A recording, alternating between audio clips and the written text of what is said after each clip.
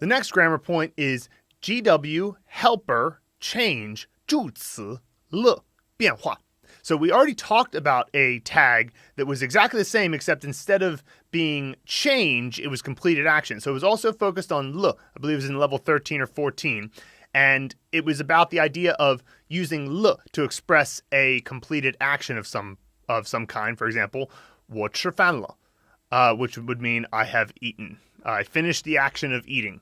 And so that's true that you can use it for completed actions, but completed actions are nested inside of the concept of change. And we've talked before about how le is really just a change indicator. So this grammar point is meant to show you when you have examples of le that aren't specifically related to a completed action, but are still indicating change. So this is a slightly more advanced usage of le, but it's going to help you. And remember, whenever you're looking at le, you just always want to ask yourself, where is the change? Is the change in the completed action, or is it some other kind of change? Well, this video will focus on the other types of changes. So, sentence 1, very simple sentence.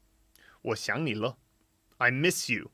And you'll notice that we put in parentheses now. Why? Because a lot of times when you have this version of le that isn't necessarily indicating a completed action, but is indicating a change, it doesn't, while it's not a foolproof way of thinking about this, it does often translate well to I miss you now, which we would understand in English as meaning before I didn't miss you, something's changed and now I do. So could just be that yesterday when I had seen you for 10 straight days before I didn't miss you, but then another day went by and now I miss you, right? So 我想你了 means I miss you now. And it's very helpful to imagine that. Now, of course, you could just say to somebody, 我想你, and that would just mean I miss you, and there's no necessary indication that there's some kind of change.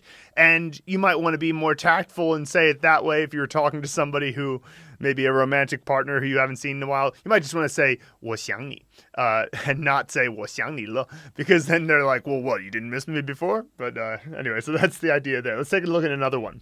Sentence 2. 你可以说话了.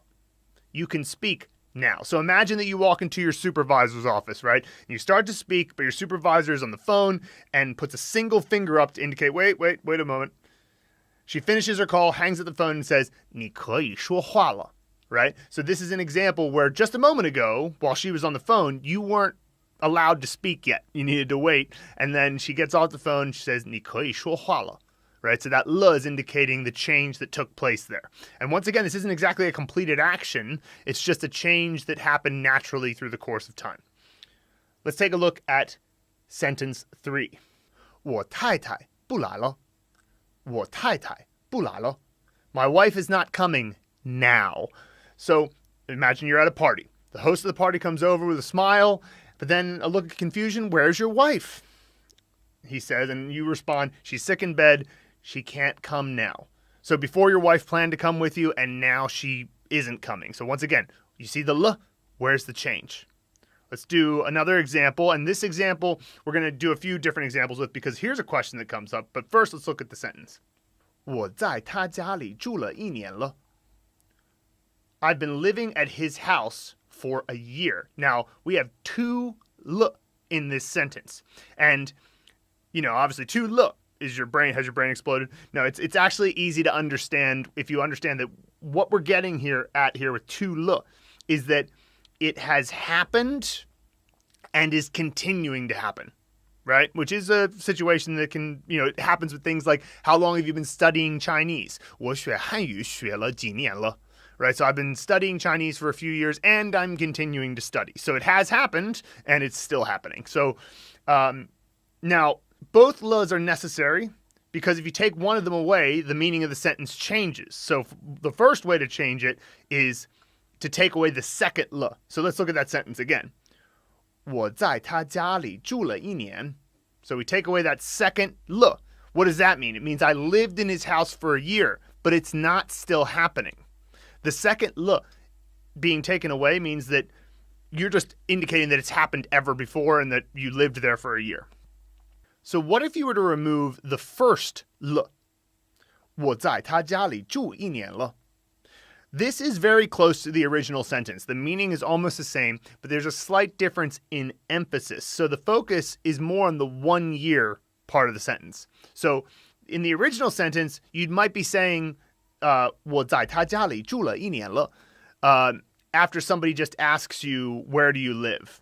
Right? Or and so, maybe you're at a party, somebody asks you where you live, and there's a third person there, and you say, pointing towards him, 我在他家里住了1年了.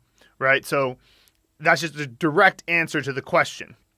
But perhaps the second sentence where you omit the first le is just kind of a comment where you maybe even have a tone of surprise that you've lived there already a year. The idea is that the 1 year part is the emphasis when you omit the first le, and where you lived or where you live as the main emphasis is the focus when you have both le there. So that's kind of the slight difference there. But the main thing is that don't worry about these little distinctions too much. Don't overthink it. Just ask yourself, if there's one le in the sentence, where's the change? If there's two le in the sentence, it likely means that the situation has happened previously and is still happening. So regardless of whether it's a change of state, a completed action, or something that has happened before and is continuing to happen, the question you always want to ask yourself with le is, where's the change? Where's the change? And it's the easiest way to think of it. Remember, don't think of it as past tense because that's a little bit too low resolution. Try to imagine it as a change of some sort. So that is the tag GW helper change 助词了变化。谢谢你观看我们的这个视频。If you found this video valuable and you'd like us to help you reach fluency and literacy in Mandarin Chinese as fast as possible without all the headache of traditional learning methods, just head to mandarinblueprint.com to learn more.